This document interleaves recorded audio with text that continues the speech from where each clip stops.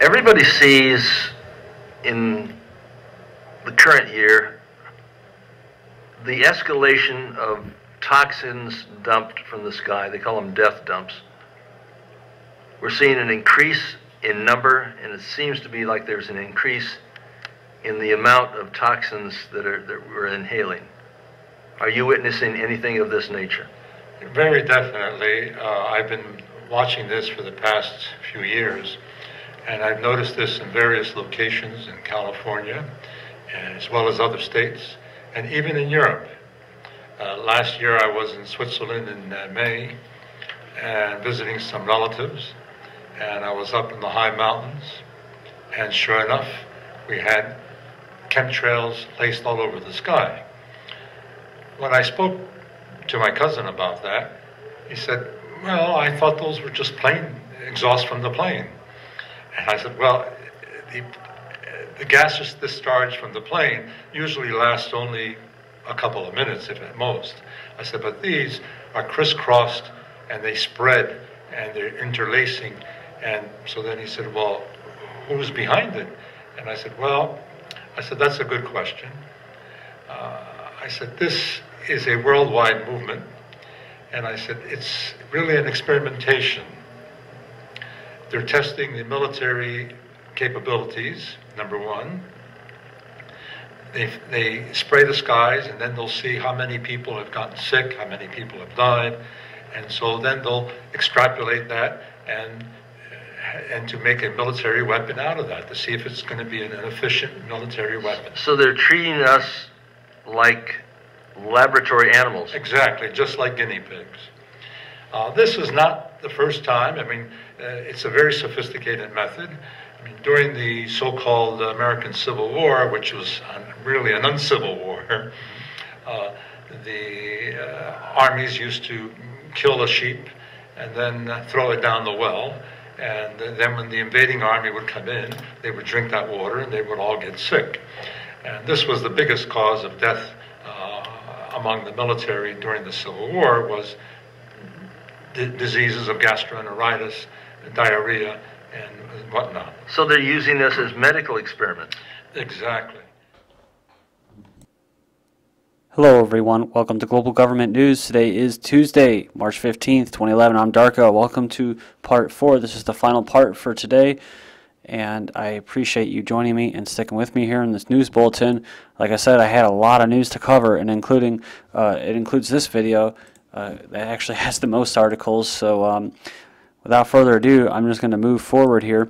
My website is www.ggnonline.com. That's ggnonline.com. All right. Iodine protects thyroid and glandular system from radiation damage. Here's where to get some. And you can go in there, and they have some links there and telling you what to do. You can go in there and check that out. I'm going to be reading mostly headlines, so I recommend you go in there and check out the links because I just don't have time to go in there and read all of them. Health experts sound warning over iodine rush. Japan's nuclear crisis has sparked panic buying of iodine pills, with online bids exceeding US $500 for a single packet, but health experts hose down the hysteria and warn that the pills are of limited use. And you saw the one video, the guy said it's not even going to really protect you fully, so it depends on what type of radiation and how much.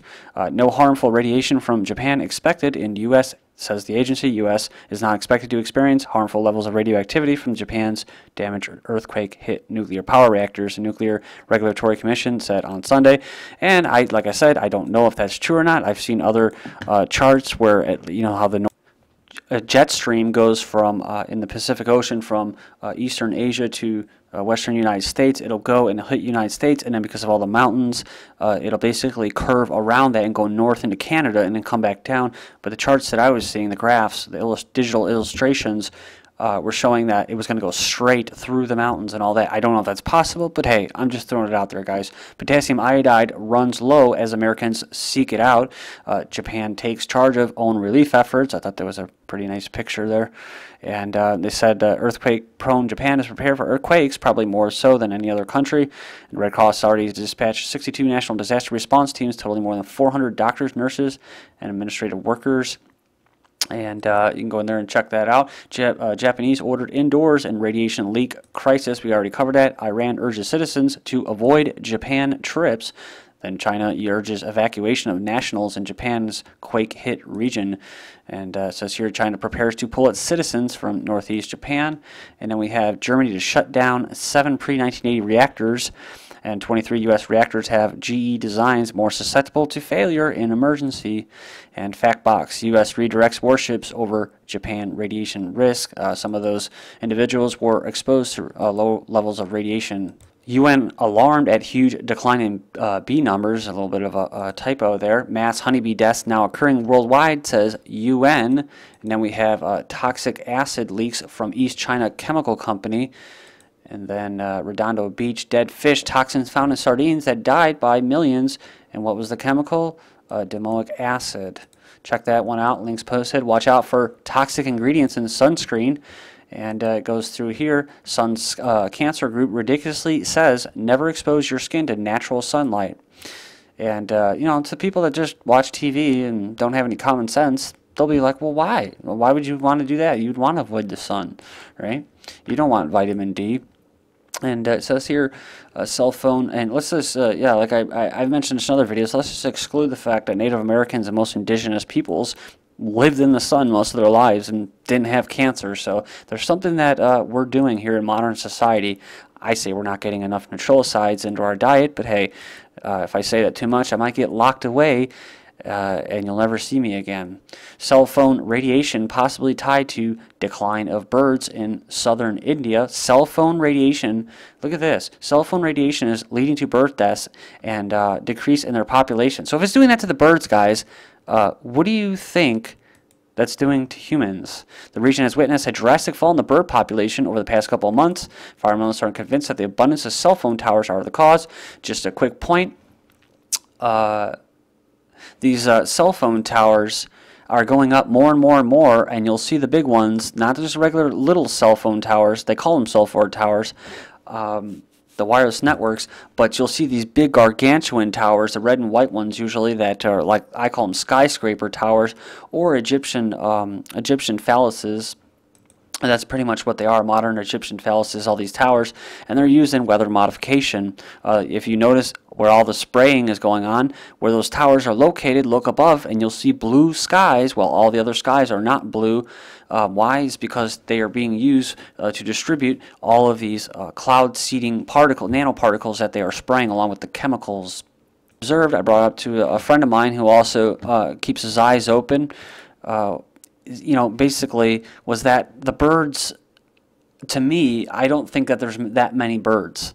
I don't hear them as much as I used to. I used to hear birds in the morning, and then but when the sun goes down, and I'm just not hearing them anymore. I mean, I heard them recently, but over the past couple of years, you just don't hear them as much, especially during the day. If you're out fishing or something like that outdoors, you'll hear them.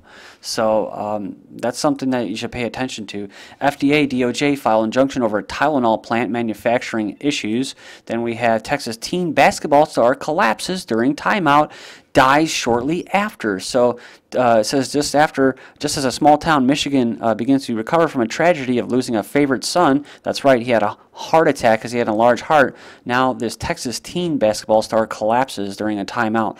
Guys, I'm telling you, I've already explained what I think it is, and I don't have time to go into it, but I have a feeling it has to do with these towers pulsing radio frequencies through our bodies 24/7, and we're not getting any rest. Nothing. It's just constantly pulsing at us. And then we have the chemtrails, and then with all the chemicals that we're having in our food.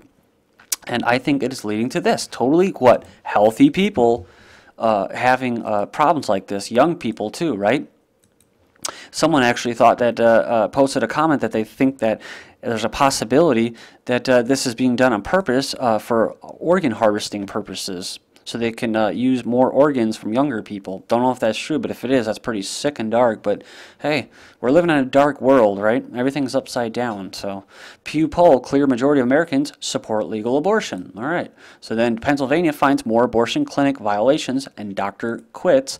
Maryland's same-sex marriage bill dies with no final vote. Abortion skew sex ratios in Asia. Study finds abortions of female fetuses have led to a massive surplus of young unmarried men in India and China, raising fears of an outcast group that could threaten the social fabric. Threaten the social fabric. Well, that's what social engineering is, guys. It's that's exactly what it's meant to do.